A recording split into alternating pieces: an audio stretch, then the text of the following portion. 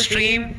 अब यहाँ मैं आज आपको एक्सप्लेन करूँगा बेसिकली एक नया टॉपिक जो मैंने एमएमसी में रखा हुआ है, एमएमसी फेज 22B। यहाँ बी का मतलब मैं आपको आगे बताऊंगा, अभी नहीं।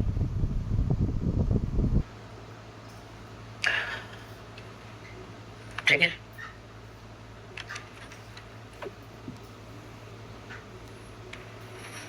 अब ये क्या है, देखो ये सिर्फ एडवांस एनालिसिस के लिए है। ठीक है, एडवांस एनालिसिस के लिए ये आता है आपके आरओएस मॉड्यूल का एक पार्ट जिसे हम लोग आरओएस मैपिंग कहते हैं। ठीक है, this is ROS mapping. ROS का मतलब अच्छी तरीके से जानते हैं आप लोग, आरओएस का मतलब क्या होता है, the repeating of structure. Okay,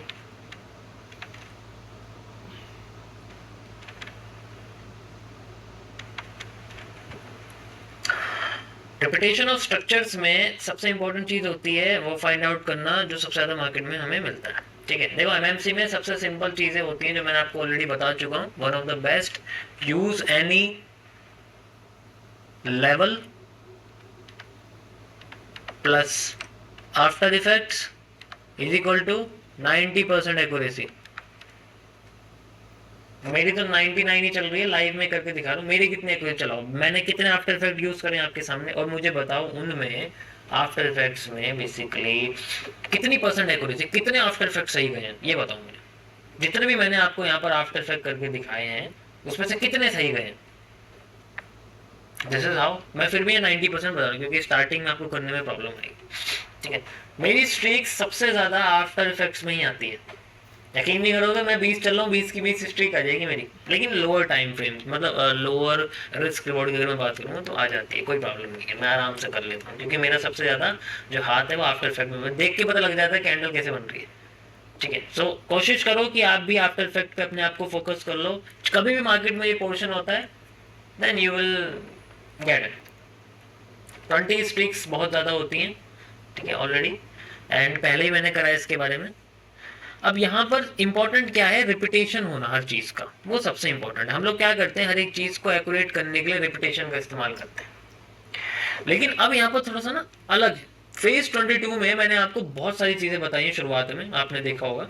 इसी में से ही एक चीज होती है जिसमें हम लोग क्या करते हैं, सबसे पहले हम लोग स्टेप एनालिसिस करते हैं, यानी कि स्टेप वाइज जोनल एनालिसिस होता है। ठीक है, बस ध्यान से सुनते जाना, अब कुछ भी मत लिखो, कुछ भी टाइप मत करो, इसको बस सुनते जाना, मजा आएगा सुनने। ठीक है, उनके लिए ये जो एडवांस सीखना चाहते हैं। इसके अंदर जो स्टेप बाय स्टेप होता है, जो स्टेप 1 हम लोग करते हैं, इसमें हम लोग पहले लार्जर टाइम फ्रेम देखते हैं। कोई प्रॉब्लम नहीं है, हमारी नजर में लार्जर टाइम फ्रेम होता है 30 मिनट्स या फिर 2 आवर। ठीक है, डेडली कॉम्बिनेशन है ये। 2 आवर का टाइम सबसे बेस्ट होता है। किसी भी करेंसी पेयर में देख लो आप, चाहे यूरो यूएसडी में देख लो, चाहे गोल्ड में देख लो, चाहे बिटकॉइन में देख लो, किसी में भी देख लो, 2 आवर का टाइम फ्रेम सबसे बेस्ट होता है। ठीक है,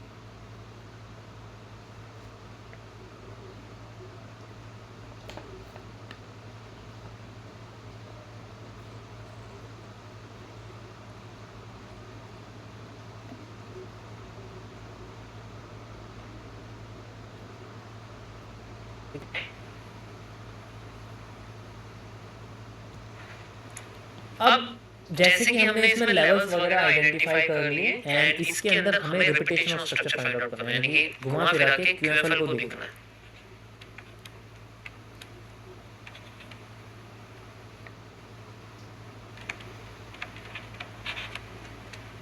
ये समझ में उसी को आएगा जिसने फेज 22 तक अच्छी तरीके से इंफॉर्मेशन डाली हुई है। 32 आवर के QFL बहुत बड़े होते हैं, बहुत बड़े बड़े होते हैं बेसिकली। तो अगर जस्ट इमेजिन मेरे पास एक स्ट्रक्चर बनता है, ठीक है, इस तरीके से एक स्ट्रक्चर बनता है यहाँ पर,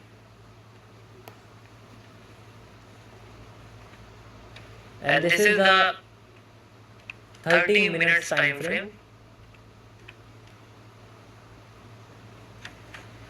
मार्केट में मैं यहाँ से एक QFL क्रिएट करता हूँ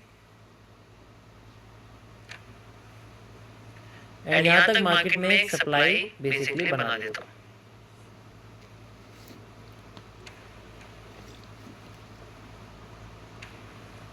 okay, you can easily C like this, आपको दिख रही होगी। अब मुझे पता है कि मार्केट अब यहाँ आगे 30 मिनट्स के टाइम फ्रेम पर इस जगह पर मार्केट में मुझे कोई भी स्ट्रेटेजी दिखती है, जैसे कि आफ्टर इफेक्ट दिख जाता है, हैमर, इन्वर्टेड हैमर के बाद एक और इन्वर्टेड हैमर बन जाता है और उसको फेल कर देता है ऊपर से, जस्ट इमेजिन।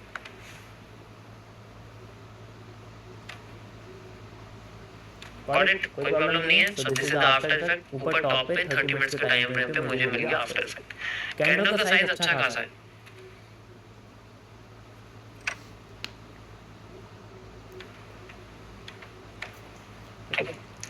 अब इसकी कंफर्मेशन के लिए मैं एक और यहाँ पर जो है मार्केट में कैंडल देखता हूँ which is known as the red marubozu, and ये मेरे को यहाँ पर एक कंफर्मेशन निकाल के देती है व्हिच इज द, और ये दोनों मिलके क्या क्रिएट करते हैं, एक बियरिश एनगल्फिंग क्रिएट करते हैं।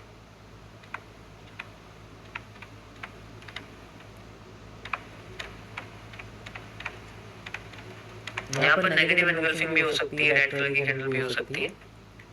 अब मैं जाता हूँ छोटे टाइम फ्रेम पर, अब मैं जाता हूँ छोटे टाइम फ्रेम, छोटे टाइम फ्रेम पर जाता हूँ तो यहाँ से मुझे बड़े टाइम फ्रेम पे एक बड़ी कंफर्मेशन मिलती है। ये क्रिएट करती है मेरी एक्यूरेट यहाँ तक की सप्लाई को लाने के लिए, क्योंकि एक बार अगर मार्केट में हमने रिवर्सल एरिया बना दिया तो रिवर्सल एरिया पे मार्केट रिवर्स करे या ना करे, लेकिन वहां तक जाती जरूर है।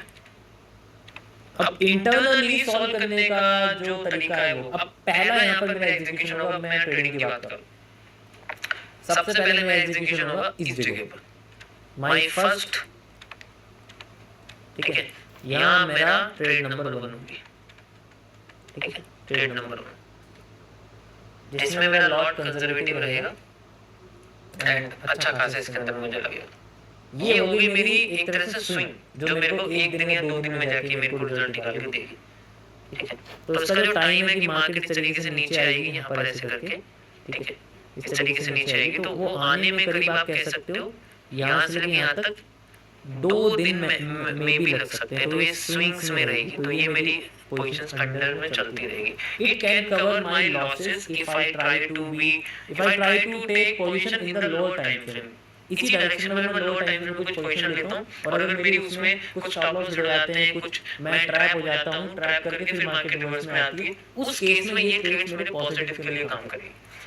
अब आते हैं हम लोग छोटे टाइम फ्रेम पे, यानी कि मैं आ गया यहाँ पर 1 मिनट में या फिर 3 मिनट्स में। These are best time frame for execution, सबको पता है, ठीक है। जो एसएमसी यूज कर रहे हैं उनको भी पता है। देखो इसमें कोई जरूरी नहीं है एसएमसी भी यूज नहीं कर रही, यू कैन यूज ऑलरेडी, सबको पता है 1-3 मिनट में एग्जीक्यूशन होता है, क्योंकि इससे हमारे स्टॉप लॉसेस जो बहुत छोटे आते हैं and we can do a lot of larger risk reward system basically निकलते हैं। अब वही रिवर्सल एरिया है, लेकिन मार्केट में जो स्ट्रक्चर है वो बेसिकली बहुत बड़ा हमें नजर आएगा, ठीक है। स्ट्रक्चर जो है बहुत बड़ा नजर आएगा, वो करीब इतना कह सकते हो।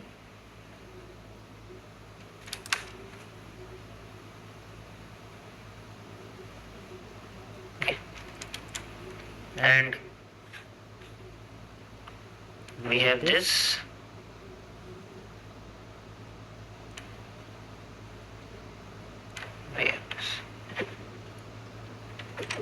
यहाँ पर मार्केट में हमें मूव दिखता है, पहले ऐसे सप्लाई दिखती है, फिर मार्केट में एक सीसीपी बनता है, सीसीपी का फेक आउट होता है और हम लोग एफएमएफआर यूज करते हैं।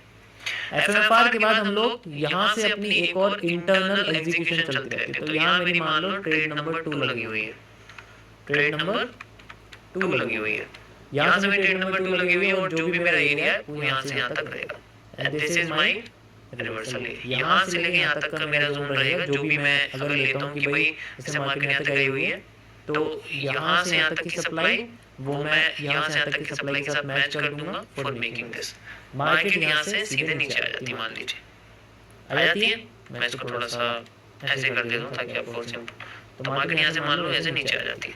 इसी तरीके से वो फिर से एक नए फिर से नए पैटर्न्स बनाती है, जैसे कि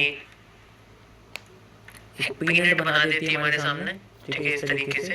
एंड देन फिर वो डायरेक्ट नीचे आने लग जाती है, फिर रिवर्स करती है, फिर दोबारा से पैटर्न बनाती है इस तरीके से, फिर एक फेक आउट देके फिर नीचे आने लग जाती है, एंड देन ऐसे करके नीचे आ जाती है। इसमें कई जगह पर हमारे पास आप कह सकते हो कि पोजीशंस के लॉसेस भी हो सकते हैं, चीजें भी हो सकती हैं। एंड देन यहाँ पर आप देखोगे जैसे ये पीनट बना हुआ है हमारे सामने, ठीक है, ये पीनट का फर्स्ट मूव है। यहाँ पर हम लोग एफएमएफआर यूज कर सकते हैं। देखो जिसको अच्छी तरीके से फेज 2 तक आता है, फेज 22 तक आता है ना, ठीक है, फेज 22 तक आता है, आराम से कर लोगे। एक पोजीशन ऑलरेडी ऊपर से चल रही है क्योंकि हमारे एनालिसिस डायरेक्शनल एनालिसिस बिल्कुल ठीक है, उसके इंटरनल में हम लोग कर रहे हैं, जिसे हम लोग बेसिकली इंटरनल या फिर डे ट्रेडिंग कह सकते हैं, वो चीजें होती हैं उसके अंदर चल रही है। एंड द लास्ट जहाँ तक मार्केट आती है मैं सपोर्ट। अब इसमें अगर जैसे मान लीजिए मैंने इसमें टोटल ट्रेड नंबर जो है 3 यहाँ लगी हुई है मेरी, ठीक है, और यहाँ पर मेरी ट्रेड नंबर 4 है एग्जांपल के लिए, ठीक है। तो इसमें जो मेरा बेसिकली प्रॉफिट है, इसमें मेरा प्रॉफिट रहा है, इसमें मेरा प्रॉफिट रहा है, ठीक है, और इसमें मेरा लॉस रहा है। तो दोनों को मिला के ओवरऑल जो है मेरा, दोनों मतलब तीनों को मिला के देखा जाए तो मेरा ओवरऑल प्रॉफिट रहा है, और प्लस जो मैं लार्जर टाइम फ्रेम पे यूज कर रहा था वो मेरा प्रॉफिट रहा। तो उसने मेरे इस वाले लॉस की रिकवरी कर दी, प्लस थोड़ा ऊपर से प्रॉफिट भी दे दिया। तो यहाँ मेरा कुछ नहीं है, देखा समझ आया। इसे हम लोग इंटरनल मैपिंग कहते हैं, हर कोई यूज करता है, हर कोई यूज करता है इसको, ठीक है। गॉट इट, समझ आया सभी को, कोई प्रॉब्लम? ये तभी समझ में आएगा if you have a well understanding of QFL, ठीक है।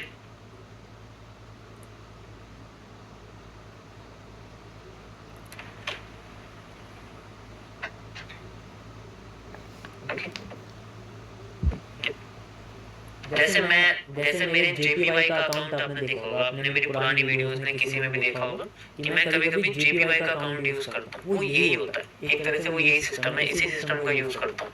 अब उसमें 30 मिनट्स नहीं होता।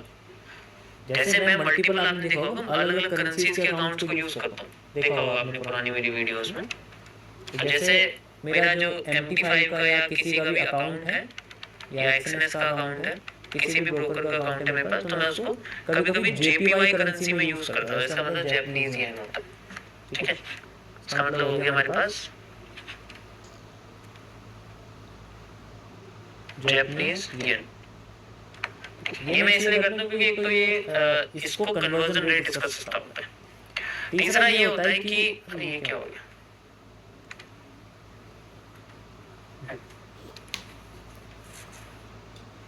तीसरा होता है कि जो ये जापानीज येन होता है बेसिकली, मैं उन पेयर्स का